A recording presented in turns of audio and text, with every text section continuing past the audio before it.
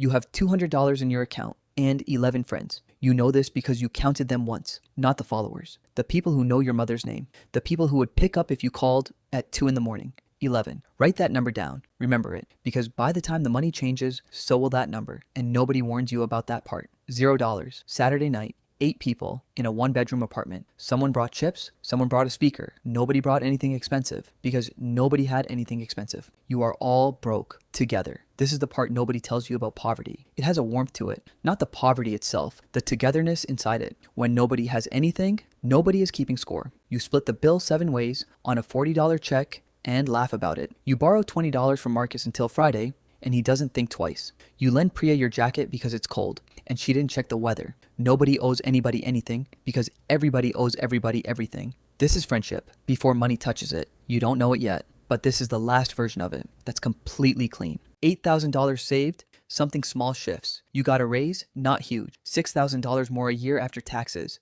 You started saying no to things. The $80 concert ticket, the group trip to Vegas, that was never actually going to be $300 per person. The birthday dinner at the restaurant nobody could afford, but everyone agreed to anyway. You say you're tired. You say, maybe next time. You are not tired. You are saving. Marcus notices first. He doesn't say anything directly. He just mentions the concert when you're not there. Someone tells you later. You laugh it off, but something has moved. The group doesn't know about the $8,000. They don't know about the brokerage account you opened last March. They don't know about the book on your nightstand with a chapter on compound interest you've read 3 times. You haven't lied. You've just gotten quieter. And quiet at this level looks exactly like distance. $40,000, you move out. Not far, 12 minutes away, but your own place, no roommates, a parking spot, a kitchen where nothing disappears from the fridge. The group comes over for the first time. They walk in and look around. Someone says, nice place. Someone asks what you're paying. You tell them a number that's $200 less than what you actually pay. You don't know why you do that. You just do. The hangs are different now. You used to meet at whoever's apartment. Now people come to yours, you buy the snacks, you buy the drinks, not because you're showing off, because you have the space and you don't want anyone to feel bad. But something happens when you're always the one providing. The dynamic changes in a way no one names out loud. You become the one people ask. Can I borrow your car this weekend? Can I store some boxes here for a month? Can you spot me until Tuesday? You say yes. Every time you say yes, because you remember the $20 Marcus didn't think twice about. Because the money is still new enough that generosity feels good. But Tuesday becomes the following week. The boxes stay for 4 months. The car comes back with the gas tank empty and something sticky on the back seat. Nobody apologizes, not because they're bad people, because they don't see a person with limits anymore. They see a resource. $150,000. You stop mentioning the account. This is the year you learn to be quiet about money the way other people are quiet about therapy or medications or how bad things got before they got better. You carry it alone. Your childhood friend Dio calls on a Thursday. He needs $3,000. His landlord is not waiting anymore. He sounds small on the phone. He sounds like both of you at 19. You send it that night. You don't ask for a timeline. He says he'll pay you back in 60 days. The 60 days pass. You don't bring it up. He doesn't bring it up. You both just quietly agree to pretend it didn't happen. The friendship continues. The $3,000 is gone. And somewhere in the silence between you, something has shifted that neither of you will ever say out loud. You are still friends, but now you are friends with a secret. The secret is that you gave him money and he didn't return it, and you both know it, and neither of you will ever say so. You learned something that year. Money you give to a friend is never really a loan. It's a decision. Either you're giving it as a gift and releasing it completely, or you're giving it and beginning a quiet resentment that will outlast the friendship. There is no middle option. The payment plan is a lie you both agree to tell. You start being more careful about who you tell and what you offer, not because you are cold, because you've learned that generosity without clarity isn't kindness, it's confusion with better intentions. $400,000. The invitations change. You don't notice at first, then you do. You're no longer invited to the group chat where they plan the budget weekend. You find out afterward, someone mentions it accidentally. They say they didn't think you'd want to come.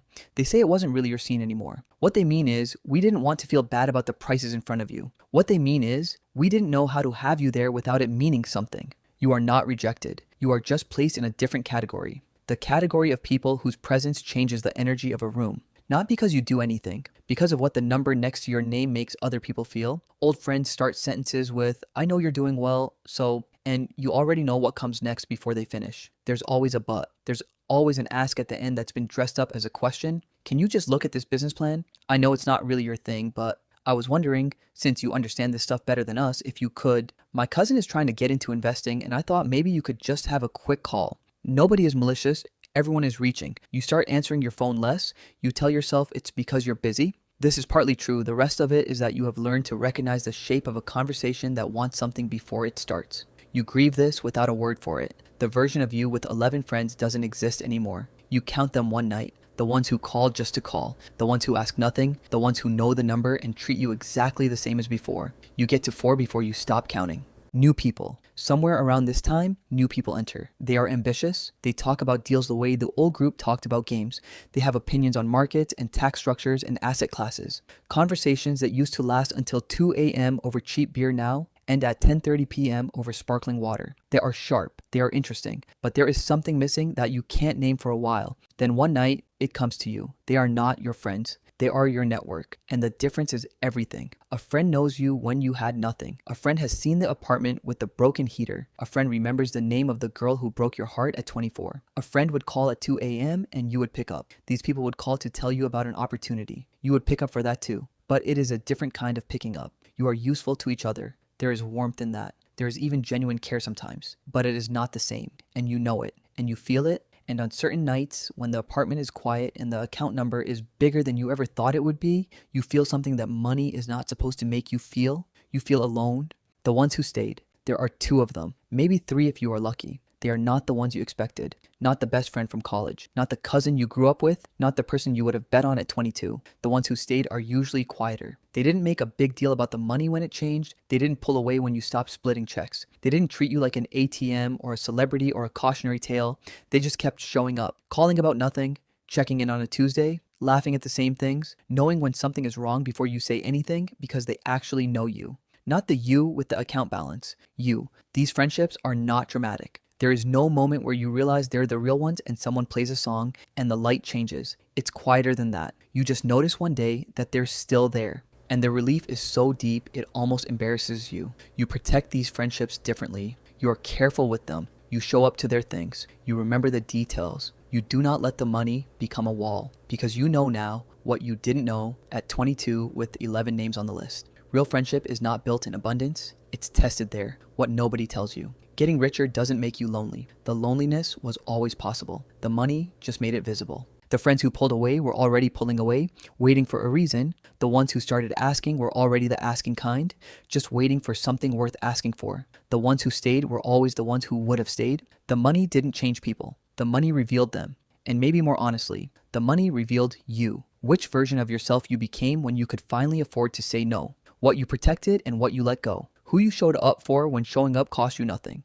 Who you showed up for when it cost you something. The number in your account is not the story. The people still in the room when the number changed, that's the story. You started with 11 friends and $200.